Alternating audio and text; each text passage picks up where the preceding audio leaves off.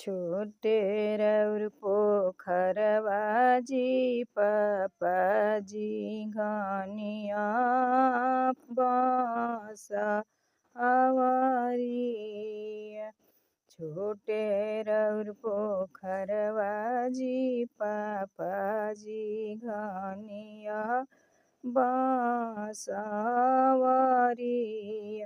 अरे कहवा बैठइबे पापाजी हमारी बरियातिया। अरे कहवा बैठइबे पापाजी हमारी बरियातिया। अरे गाँव के गैड़वा ये बेटी घनिया फुलवरिया। अरे गाँव के गैड़वा ये बेटी घनिया फुलवरिया। अरे उहावे बैठइबे बेटी तुम्हारी बरियातिया। अरे उहावे बैठइबे बेटी तुम्हारी बरियातिया। अरे जबले कवन हो समाधि माड़ावा में आइल। अरे जबले कवन हो समाधि माड़ावा में आइल। अरे काढ़ी ना कवन हो समाधि अपनी हो पुतरिया।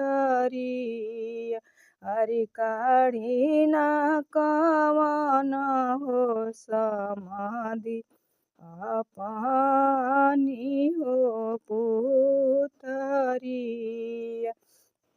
अरे जबले कवन हो पापा कढ़ले हो पुतरिया।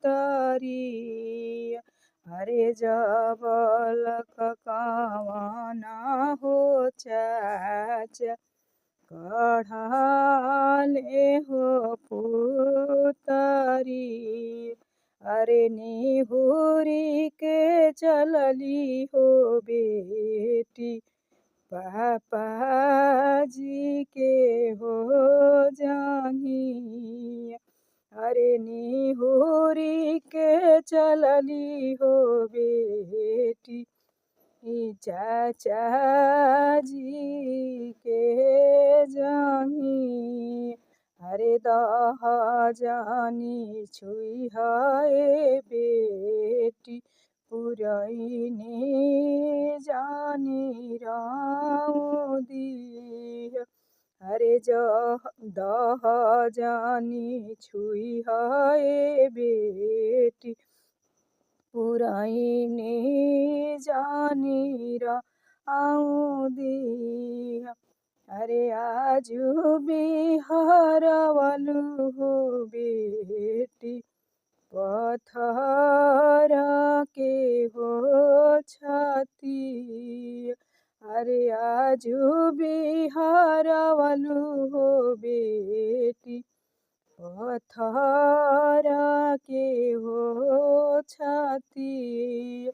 अरे दहराउर छुअबे पापाजी पुरैनी राउरी राउदब।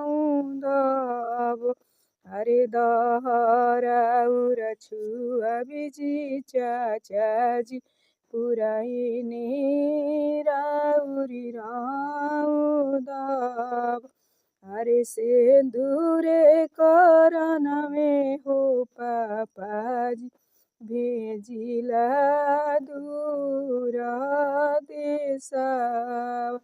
अरे सिंदूरे करनवे हो चाचा जी छोड़वनी हो नागरा अरे सिंदूरे करनवे हो पापाजी भेजिला दूर देशा।